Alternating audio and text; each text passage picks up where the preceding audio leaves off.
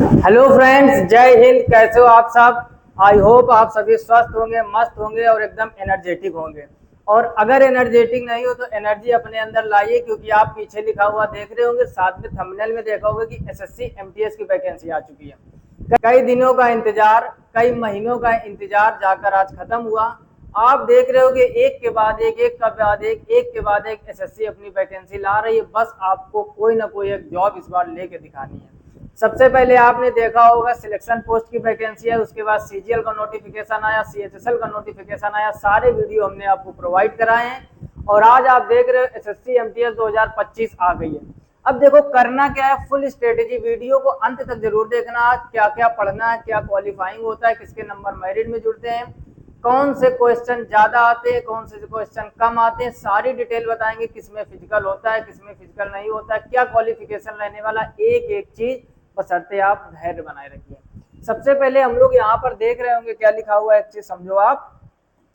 SSC MTS 2025 आ गई है, notification आपका आउट हो चुका है और यहाँ पर लिखा हुआ है क्या क्या पढ़ना है वो हम बताएंगे। और सबसे बड़ी बात क्या, 10th पास ओनली, यानी अगर आपका कक्षा 10 कंप्लीट हो चुका, आप कक्षा 10 पास हैं और आपकी एज है तो आप एसएससी एमटीएस का फॉर्म भर पाएंगे। ढेर सारी, बहुत ज्यादा भीड़ होती है एसएससी एमटीएस के एग्जाम में और आपको भी अटूट मेहनत करनी है। भीड़ से बिल्कुल भी नहीं घबराना है, क्योंकि शेर कभी भी भीड़ से डरता नहीं है। क्लियर?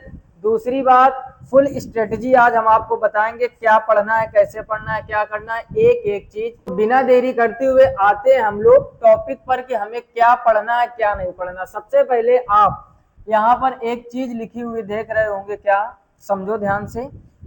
यहाँ पर लिखा हुआ है multitasking non technical staff and हवलदार। यानी आपका जो ये वैकेंसी है, इसमें दो टाइप के आपको सिलेक्शन देखने को मिलते हैं, एक तो एमटीएस का और दूसरा हवलदार का। दोनों में अंतर क्या है ध्यान से समझो। और एग्जामिनेशन 2025, डेट ऑफ एडवर्टाइजमेंट 26 जून 2025 सामने लिखा हुआ देख रहे हैं। क्लोजिंग डेट 25 जुलाई 2025, यानी 25 जुलाई तक इसके फॉर्म भरे जाएंगे। हो सकता है कुछ पहले तक भी भरे जाएं, यानी हो सकता है 25 जुलाई तक ना भरे जाए, कुछ पहले साइड क्लोज कर दी जाए। कई बार ऐसा देखने को मिला है।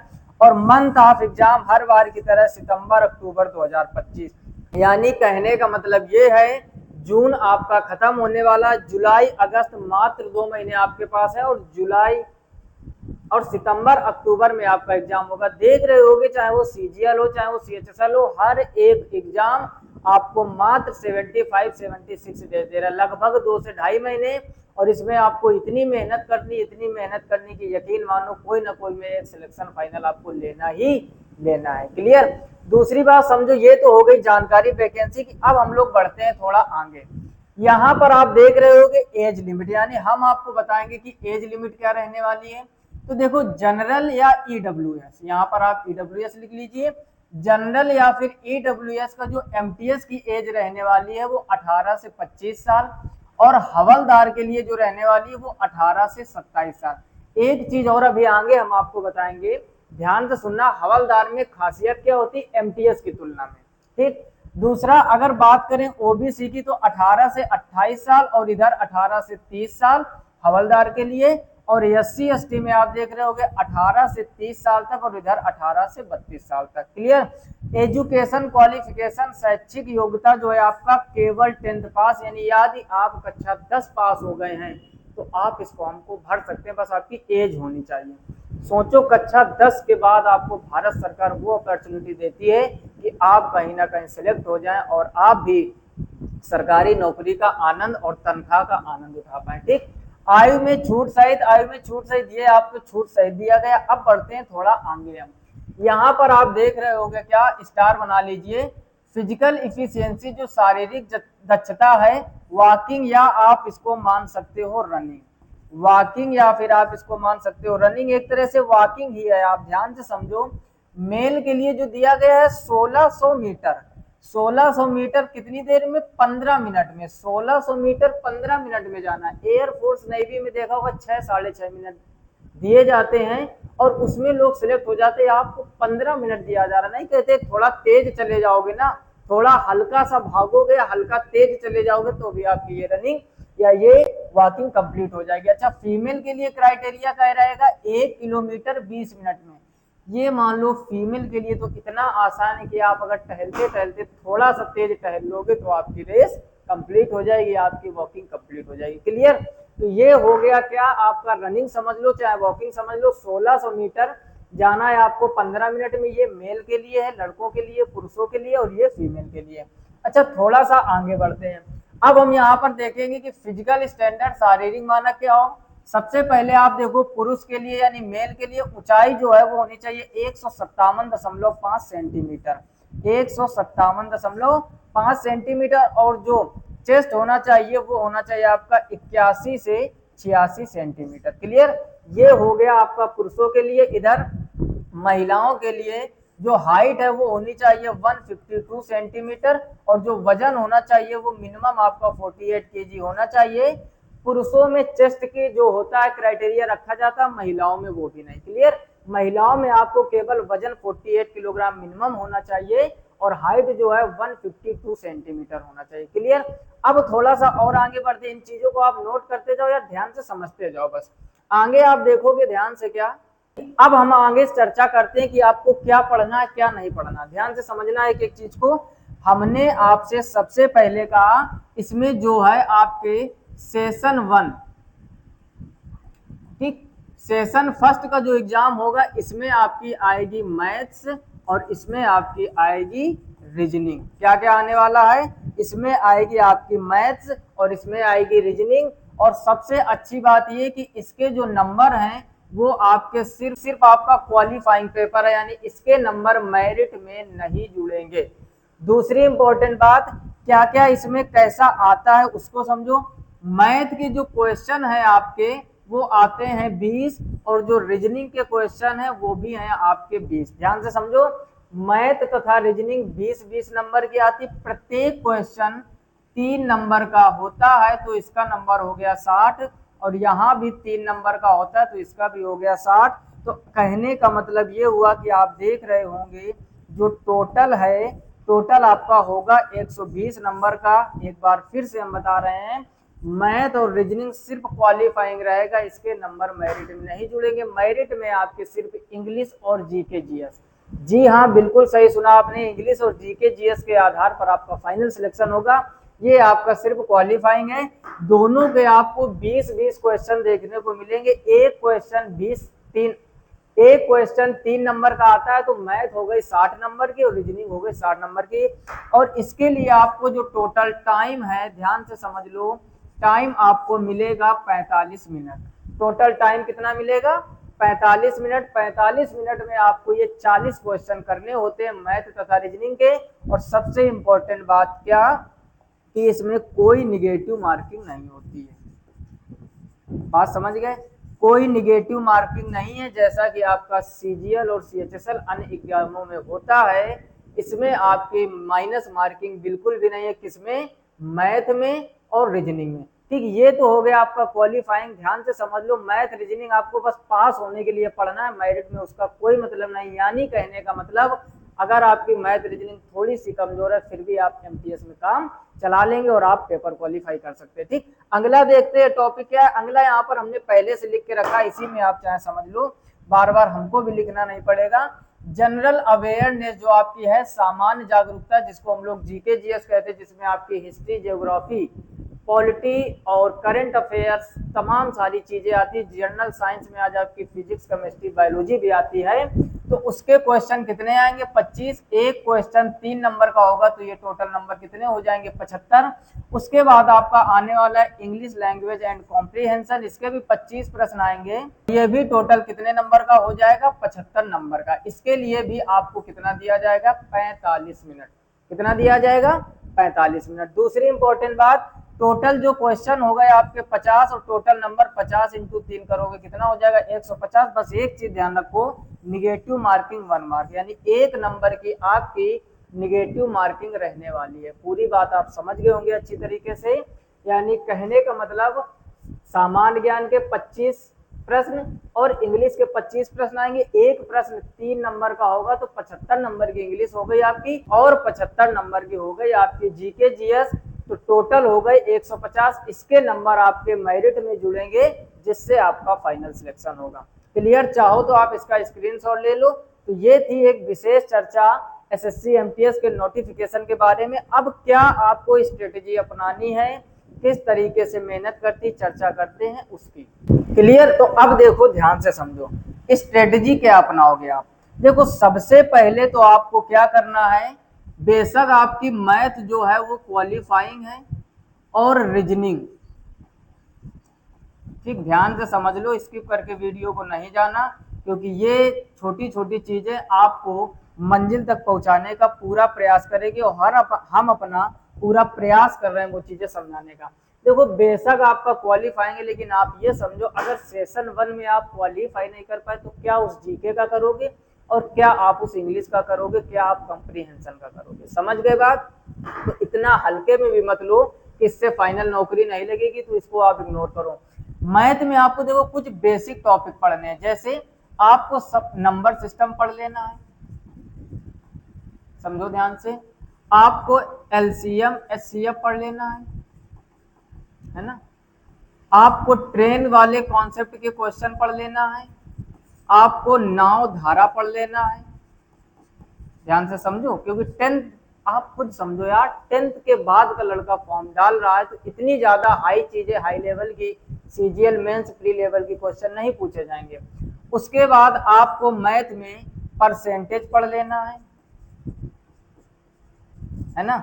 उसके बाद आपको एवरेज पढ़ लेना है। उसके बाद आपको अलजेब्रा पढ़ लेना है, ठीक, और भी बेसिक बेसिक। कहने का मतलब आपको कौन कौन से टॉपिक पढ़ने हैं, आपको नंबर सिस्टम पढ़ना है, एलसीएम एचसीएफ पढ़ना है, ट्रेन वाले क्वेश्चन, नाव धारा वाले, और ध्यान से समझो परसेंटेज पढ़ लेना है, एवरेज पढ़ लेना, अलजेब्रा पढ़ लेना, प्रॉफिट एंड लॉस पढ़ लेना। ये बेसिक 9 से 10 चैप्टर आप basic basic concept, basic shortcut पढ़ के जरूर जाइए। लापरवाही मत, केवल एमटीएस से थोड़े ना वाला होना है। एमटीएस के अलावा सीएचएसएल का भी तो देखो, ग्रेजुएशन हो गया होगा, सीजीएल का भी तो दोगे। आने वाले समय में जो भी एसएससी के एग्जाम होंगे, एसएससी जीटी के एग्जाम होगा, पुलिस का फॉर्म भरो, किसका एग्जाम नहीं दोगे। कहाँ मैथ नहीं आती है, हर जगह पर आती है। अच्छा, वैसे ही आपको रीजनिंग के, ध्यान से समझो, वैसे भी आपको रीजनिंग के जो भी बेसिक टॉपिक हैं, जैसे वो कैलेंडर हो गया आपका, कोडिंग डिकोडिंग हो गया, क्लॉक हो गया, जो भी रीजनिंग के है ना, जो भी रीजनिंग के कहने का मतलब बेसिक टॉपिक है, उनको आप पढ़ के जाइए। तो यहाँ से आपको पहले तो क्वालिफाई होके जाना। ये तो एंट्री गेट है, क्वालिफाइंग का मतलब क्या हुआ, ये एंट्री गेट है, यहाँ से आप प्रवेश करोगे। उसके बाद अगर हम बात करें अगली बात में, आप ध्यान से समझो, जो आपका जीके जीएस है, जो आपका जीके जीएस है और जो आपकी इंग्लिश है, ठीक, इससे आपका फाइनल सिलेक्शन होगा। तो जीके जीएस के लिए अगर आप हमारे चैनल को विजिट करोगे तो यहाँ पर जो एसएससी, ध्यान से समझो, एसएससी एमटीएस के जितने भी प्रीवियस ईयर क्वेश्चन हैं, चाहे वो हिस्ट्री के हों, चाहे वो जियोग्राफी के हों, चाहे वो आपके पॉलिटी के हों, चाहे वो आपके फिजिक्स के हों, चाहे वो आपके केमिस्ट्री के हों, या फिर बायोलॉजी के हों, पिछली बार जो 2024 में एमटीएस का एग्जाम हुआ था, सारे क्वेश्चन एक जगह पे कलेक्ट करके हमने टॉपिक वाइज, यानी हिस्ट्री के एक जगह पर, जियोग्राफी के एक जगह पर, पॉलिटी के एक जगह पर इकट्ठा करके सारी प्रैक्टिस कराई है। तो अब आप ये मत सोचना कि वो प्रैक्टिस सिर्फ 24 के लिए थी। चैनल पे जाके आप प्लेलिस्ट में जाइए, SSC MTS geography, SSC MTS physics, SSC MTS history, इस टाइप के ढेर सारी प्लेलिस्ट बनी है जहां वो क्वेश्चन हमने आपको करवाए हैं जो प्रीवियस ईयर पूछे, यानी जो आपके 21 में, 22 में, 23 में, 24 में या उसके पहले भी एमटीएस में पूछे जा चुके हैं। वहां से आपका एक ये फायदा होगा कि आपको एक क्राइटेरिया पता चलेगा कि फिजिक्स में किस टाइप के क्वेश्चन आते हैं, हिस्ट्री में किस टाइप के क्वेश्चन आते हैं, जियोग्राफी में किस टाइप के क्वेश्चन आते हैं। जब तक आप क्राइटेरिया नहीं समझोगे, जब तक आप राउंड फिगर में तैयारी नहीं करोगे, तब तक आप सिलेक्शन से दूर रहोगे। क्लियर? तो वहां जाके आप सारे क्वेश्चन हिस्ट्री के, यहाँ पर हम लिखे दे रहे हैं, आपको हिस्ट्री के पढ़ लेना है, आपको जियोग्राफी पढ़ लेना है, बायोलॉजी पढ़ लेना है, आपको पॉलिटी पढ़ लेना। प्रीवियस ईयर क्वेश्चन पहले आप पढ़ो ताकि आपको ये पता चले कि क्या आता है। देखो पूरा सिलेबस पढ़ने के चक्कर में मत रहना कि 75 दिन में हम पूरा ए चालू करेंगे और जेड तक पहुंच जाएंगे। सोचो आप, केवल अगर आप हिस्ट्री ढंग से पढ़ोगे तो 1 से 1.5 महीना चाहिए। हिस्ट्री ज्योग्राफी अगर दोनों को आप बहुत ज्यादा मेहनत करोगे तो 2 से ढाई महीने सिर्फ 2 सब्जेक्ट के लिए चाहिए। क्या आप पॉलिटी छोड़ दोगे, करंट अफेयर छोड़ दोगे, फिजिक्स छोड़ दोगे, बायोलॉजी छोड़ दोगे, केमिस्ट्री छोड़ दोगे, क्या छोड़ोगे? कुछ नहीं छोड़ सकते हो। इसी 75-76 दिन में आपको मैथ पढ़नी है, रीजनिंग पढ़नी है ताकि क्वालिफाई कर सको, इंग्लिश पढ़नी है, वोकैब पढ़नी है। इंग्लिश में क्या क्या चीजें आती है, आपका इरर आएगा, आपका आइडियम्स फ्रेज आएगा, आपका एंटोनिम्स आएगा, आपका सिनोनिम्स आएगा, वन वर्ड्स आएगा, आपका होमोफोन्स आएगा, आपका पैराग्राफ आएगा, पीक्यूआरएस आएगा। क्या नहीं आएगा इंग्लिश में? तो क्या 75 दिन में बेसिक से सारी चीजें तैयार कर लोगे? कभी नहीं कर पाओगे। फिर से हम एक बार बोल रहे हैं, कभी नहीं कर पाओगे। तो पहले आप प्रीवियस ईयर क्वेश्चन करिए, वहां से आप ये चीजें पता करिए कि किस टाइप के क्वेश्चन आ रहा है, उसी के राउंड फिगर में आप तैयारी कीजिए। इसको कहते हैं तैयारी करने का स्मार्ट तरीका। हार्ड वर्क के साथ स्मार्ट वर्क करो, दुनिया से बहुत आगे निकल जाओगे, नहीं तो आप उसी भीड़ में बने रहोगे जहां लाखों करोड़ों लोग पहले से भारत में हैं। क्लियर? तो ये रहा आपका जीके जीएस को आप प्रीवियस ईयर इसी चैनल पर सारे क्वेश्चन करवा के विजिट कर लीजिए। और रही बात इंग्लिश की, इंग्लिश में आप कॉम्प्रिहेंशन पढ़िए, डायरेक्ट इनडायरेक्ट पढ़िए, एक्टिव पैसिव पढ़िए, एरर पढ़िए, वोकैब पर ज्यादा ध्यान दीजिए, पीक्यूआरएस देखिए, नाउन पढ़िए, यानी पार्ट्स ऑफ स्पीच के जितने टॉपिक है वो सारे के सारे पढ़ लीजिए। ठीक, तो ये क्राइटेरिया आपका रहने वाला है इंग्लिश के लिए और जीके जीएस के लिए। देखो जीके जीएस में अगर आपने अच्छे क्वेश्चन कर दिए, इंग्लिश की थोड़ी अच्छी तैयारी कर ली, तो आपका एसएससी एमटीएस का एग्जाम 100% क्वालिफाई होके रहेगा। कमेंट बॉक्स में कमेंट करके बताइए क्या ये जानकारी आपको अच्छी लगी है, क्या आप जोश जुनून जज्बे के साथ में तैयारी करेंगे। आने वाले 2 से ढाई महीने में आपको पेपर क्वालिफाई करना ही करना है, 101% करना ही करना है। अपने आप से ये वादा कीजिए, अपने आप से ये वादा कीजिए कि हम अपने माँ बाप के लिए कुछ जरूर करेंगे, खुद के लिए करें या ना करें, लेकिन माँ बाप के लिए कुछ करना है। क्योंकि माँ बाप आपके जीवन में वो भूमिका निभाते हैं जो शायद कोई नहीं निभा पाएगा। हमारी माँ जो होती है ना, माँ का आप प्रेम देखो। हमारी माँ हमसे कभी आई लव यू नहीं बोलती, हमारे पिताजी कभी हमसे आई लव यू नहीं बोलते हैं, लेकिन उनका जो प्रेम है वो शायद ही किसी की तुलना के बराबर होगा। घर में देखो, अगर 5 सदस्य, जैसे हमारी फैमिली में 5 लोग, अगर 4 रोटी शाम को बची तो मम्मी हमारी क्या करेंगी, एक एक रोटी सबको दे देंगे, वो कहेंगे हमको भूख नहीं। ये होता है माँ का प्रेम। पिताजी का प्रेम क्या होता है, पिताजी अपने शौक पूरे नहीं करेंगे, लेकिन अपने बच्चों के, चाहे वो लड़का हो चाहे वो लड़की हो, सारे शौक पूरे करते हैं। रही बात अगर हमें संतुष्टता की बात रही थी, हम लोग कभी कभार होता है कि ना, हम ये सोचते हैं हमें ये नहीं मिला, हमें वो नहीं मिला, हमें ये नहीं मिला, हमें वो नहीं मिला। इन सब चीजों में आप फालतू का टाइम वेस्ट करते हो। जितना आपके पास है कई लोगों के पास वो भी नहीं है। होता क्या, जैसे एक बाजार में एक लड़का, अमीर घर का लड़का जाता है और वो कहता है हमारे पास अच्छे जूते नहीं है, हमारे पास पुराने जूते हैं। तो वहीं पर एक दूसरा गरीब लड़का खड़ा होता है, उसके पास जूते ही नहीं होते, चप्पल पहने होता है भयानक सर्दी में। उसी के बगल में एक और ऐसा व्यक्ति, एक और ऐसा बच्चा खड़ा होता है जिसके पास चप्पल भी नहीं होते भयानक सर्दी में। उसके और एक बगल में एक ऐसा लड़का खड़ा होता है जिसके पैर ही नहीं होते कि वो चप्पल कहाँ पहने। तो दुनिया में कष्ट ऐसा कोई व्यक्ति नहीं जिसको ना हो। जितनी ज्यादा हम एक्सपेक्टेशन बढ़ाते जाएंगे, जितनी ज्यादा हम अपनी इच्छाएं बढ़ाते जाएंगे, उतना ज्यादा हमको दुख होता जाएगा। संतुष्टि कभी भी इस जीवन में मिल ही नहीं सकती है। तो आप फालतू की चीजों को बिल्कुल भी मत कोसो। जो है आपके पास वो करोड़ों लोगों के पास भारत में नहीं। बस आप ऐसा सोच के चलिए और अपने आप से वादा कीजिए कि चाहे वो एमटीएस का एग्जाम हो, चाहे वो सीजीएल का एग्जाम हो, चाहे सीएचएसएल का, जो भी आपने सपना सोचा है उसको पूरा करोगे अपने माँ बाप के लिए। माँ बाप आपके जीवन में वो भूमिका निभा रहे हैं जो शायद है कि इस जीवन में कोई निभा पाएगा, लेकिन बाकी आपको समाज या वो समाज के 4 लोग हमेशा आपको नीचे गिराने का प्रयास करेंगे। माँ बाप का प्रेम दिखावा नहीं होता है। वो कभी आई लव यू टू नहीं बोलते हैं। वो ये नहीं बोलेंगे कि हम आपको बहुत चाहते हैं, ना अंग्रेजी के वो 3 वर्ड बोलेंगे, लेकिन उनका जो प्रेम होता है वो थोड़ा हिडन होता है और वो आपको महसूस करना ही पड़ेगा। अगर आप उस प्रेम को समझ पाओगे तो आप अपने लिए ना करो मेहनत, लेकिन अपने माँ बाप के लिए मेहनत करो। आपके माँ बाप ने जो आपके लिए सपने देखे हैं, आपके वो सपने तो पूरे होंगे, साथ में आपने जो अपने माँ बाप के लिए सपने देखे हैं कि हमें उनको घुमाना है, अच्छी जगह लेके जाना है, अच्छी अच्छी चीज़ें उनको घुमानी है, देश में कई जगह धार्मिक स्थल घुमाना है, अगर वो आप नहीं कर पाए जीते जी, तो फिर आपका लड़का या लड़की होने का कोई कर्तव्य नहीं रहेगा। तो इन चीज़ों को आप ध्यान में समझते हुए चलिए। फिलहाल में इस वीडियो में इतनी ही जानकारी देनी थी। आप फॉर्म नहीं भरे तो फॉर्म जल्द से जल्द भरिए। 70 से 75 दिन का टारगेट निर्धारित कीजिए कि किस तरीके से आपको मेहनत करनी है। इस चैनल पर एक खास बात और देख रहे होगे, एवरेज हो वो अलजेब्रा हो गया, नंबर सिस्टम हो गया। इन मैथ के 3 चैप्टर की प्रैक्टिस लगातार जारी है। आप चैनल पर जाके विजिट कीजिए, वहाँ एसएससी, सीजीएल, सीएचएसएल लेवल के प्री और मेंस लेवल के क्वेश्चन करवाए जा रहे हैं। वहाँ से आपके जो कॉन्सेप्ट मजबूत होंगे, एमटीएस में भी आपके काम देंगे। और रही बात जीके जीएस की, चाहे वो सीजीएल का एग्जाम हो, सीएचएसएल का एग्जाम हो, एमटीएस का एग्जाम हो, किसी भी का एग्जाम हो, प्रीवियस ईयर क्वेश्चन हम लेके आते ताकि आपको एक राउंड फिगर में तैयारी करवा सके कि जीके जीएस किस टाइप की आती है। बाकी जीके जीएस इतना बड़ा जंगल है अमेजोन का कि कभी आप उसको कंप्लीट कर ही नहीं पाओगे। फिलहाल में इस वीडियो में इतना ही। वीडियो को लाइक नहीं किया, लाइक कर दीजिए, अपने दोस्तों में शेयर कीजिए जो भी कक्षा 10 पास हो चुके हों, क्योंकि कक्षा 10 पास होने के बाद हर एक लड़का इस फॉर्म को भर सकता है। बस उसकी एज होनी चाहिए, लड़का हो चाहे लड़की हो। सारी क्राइटेरिया हमने बता दिया है कि कितनी रनिंग रहती है आपकी, क्या फिजिकल रहता है। और रही बात हवलदार की पोस्ट एक इसमें जो थी, उसमें आपका फिजिकल भी रहता है जैसा कि हमने बताया था। और एमटीएस में आपका कोई फिजिकल नहीं होता, कोई प्री मेंस वाला लफड़ा नहीं, सीधे एग्जाम उसके बाद नौकरी। क्लियर। फिलहाल में इस वीडियो में इतना ही। मिलते हैं इस वीडियो में, तब तक ख्याल रखिए, अच्छे से पढ़ाई कीजिए। तब तक के लिए जय हिंद।